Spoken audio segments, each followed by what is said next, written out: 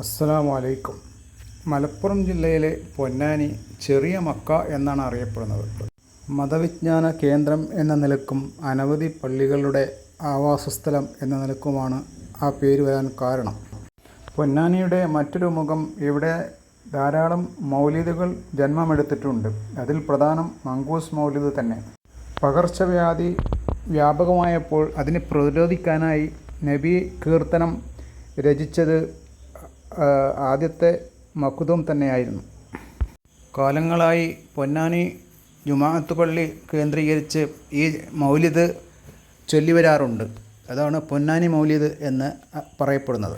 ഈ മൗലിദിൽ നബിയുടെ ജന്മവുമായി ബന്ധപ്പെട്ട അത്ഭുതകരമായ പല സംഭവങ്ങളും വിവരിക്കുന്നു. പ്രപഞ്ചത്തിലെ ആദ്യ സൃഷ്ടി തന്നെ നബിയുടെ പ്രകാശമാണെന്നാണ് മങ്കൂസ് മൗലിദ് പറയുന്നത്. അതുപോലെ നബിയെ ഗർഭമുള്ളപ്പോൾ ആമിന ബീവി മുൻകഴിഞ്ഞു പോയ പല അമ്പിയാക്കളെയും കണ്ടതായും അവരിൽ നിന്നും പല കാര്യങ്ങളും ദർശിച്ചതായും പറയുന്നു. എന്നാൽ മുസ്ലിം വിഭാഗങ്ങളിലെ മറ്റൊരു വിഭാഗം ഇത് അംഗീകരിക്കുന്നില്ല.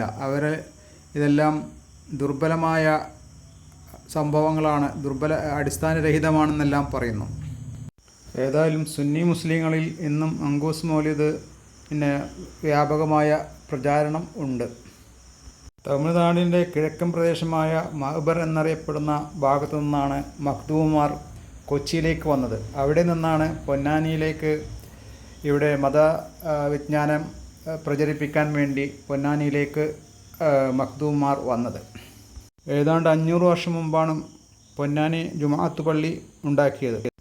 ഏതാണ്ട് 1000 വർഷം മുമ്പ് തന്നെ ഫരീദുദ്ദീൻ എന്ന മഹാൻ പൊന്നാനിയിൽ വന്ന് ആദ്യ പള്ളി ഉണ്ടാക്കിയിട്ടുണ്ട്. ആ പള്ളി ഇന്നും അവിടെ കാണാം.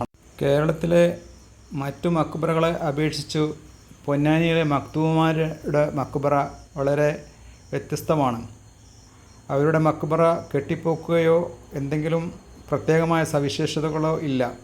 സിയാറത്ത് ചെയ്യാൻ വരുന്ന ആളുകൾക്ക് നിൽക്കാൻ വേണ്ടി ഒരു കെട്ടിടമുണ്ടെങ്കിലും ഖബറിനെ കെട്ടിപ്പൊക്കിയിട്ടില്ല. ഇത് വളരെ വ്യത്യസ്തമായ ഒരു കാഴ്ച തന്നെയാണ്. ഈ കാണുന്നത് പള്ളിയുടെ ഉള്ളിലുള്ള വിളക്കാണ്. വിളക്കത്തിരിക്കൽ എന്നായിരുന്നു പണ്ട് ബിരുദധാരികൾക്ക് പറഞ്ഞിരുന്നത്. അന്ന് കറണ്ടില്ലാത്തതുകൊണ്ട് എണ്ണകളായിരുന്നു ഉപയോഗിച്ചിരുന്നത്. അല്ലാതെ അതൊരു ആരാധനയുടെ ഭാഗമായിട്ടല്ല. ഈ കാണുന്നത് മഖ്ദൂമിൻ്റെ മരുമകൻ ഒരു പ്രധാന കിതാബിൻ്റെയൊക്കെ രചയിതാവുമായ ഉസ്മാൻ അവറുകളുടെ ഖബറിടമാണ്. ഇന്നത്തെ പൊന്നാനി പള്ളിയുടെ കമ്മിറ്റി പ്രശംസ അറിയിക്കുന്നു. കാരണം ഇത്രത്തോളം ഭംഗിയായി മറ്റൊരു പള്ളിയും നമുക്ക് കാണാൻ കഴിയില്ല. അത്രയും വളരെ വൃത്തിയിലും ഭംഗിയിലുമാണ് മഖ്ദൂം പള്ളി, ജുമാഅത്ത് പള്ളി പരിപാലിച്ചു വരുന്നത്. ഇവിടെ ആശാരിത്തങ്ങളുടെ ഖബറാണ് ഈ കാണുന്നത്. അദ്ദേഹമാണ് ഈ പള്ളിയുടെ പ്രധാന ശില്പി. അദ്ദേഹത്തെ പറ്റിയൊരു കഥയുണ്ട്. എല്ലാം കഴിഞ്ഞ് അദ്ദേഹം മുകളിൽ നിന്നും താഴോട്ട് ഇറങ്ങാൻ നേരത്ത് മഖ്ദൂം പടിഞ്ഞാറോട്ട് നോക്കാൻ പറഞ്ഞത്രേ. ഒരു ഹിന്ദുവായ അദ്ദേഹം പറഞ്ഞു, പടിഞ്ഞാറോട്ട് നോക്കിയപ്പോൾ ഒന്നും കണ്ടില്ല. വീണ്ടും നോക്കാൻ പറഞ്ഞു. അപ്പോൾ മക്കയുടെ രൂപം കണ്ടു എന്നാണ് പറയപ്പെടുന്നത്. അത് കാണുകയും അദ്ദേഹം താഴെ വീണ് മരിക്കുകയും ചെയ്തു എന്നാണ് പറയുന്നത്. അതിനു മുമ്പ് ഷഹാദത്ത് ചൊല്ലി എന്നാണ് മനസ്സിലാവുന്നത്. അതായത് അദ്ദേഹം മുസ്ലിമാണ് മരിച്ചു എന്ന് പറയുന്നു. അദ്ദേഹത്തിൻ്റെ ഖബർ അവിടെ തന്നെയാണ്. ഏതാണ്ട് 30-ലധികം മഖ്ദൂമുമാരുടെ ഖബറിടമാണ് ഈ കാണുന്നത്. നേരത്തെ പറഞ്ഞതുപോലെ ആ ഖബറിൽ ചില മീസാൻ കല്ലുകൾ കാണാമെന്നല്ലാതെ ഖബറുകൾക്ക് യാതൊരു കെട്ടിപ്പൊക്കലുകളൊന്നും നടത്തിയിട്ടില്ല. പ്രമാണങ്ങളായ കിതാബുകൾ കൈകാര്യം ചെയ്യുന്നവർ അവർക്ക് അതിനെതിരായി ചെയ്യാൻ കഴിയാത്തതുകൊണ്ടായിരിക്കാം ഇങ്ങനെ പൊന്നാനിയിൽ മാത്രം ഇത്രയും വ്യത്യസ്തമായ ഒരു കാഴ്ച കാണുന്നത്.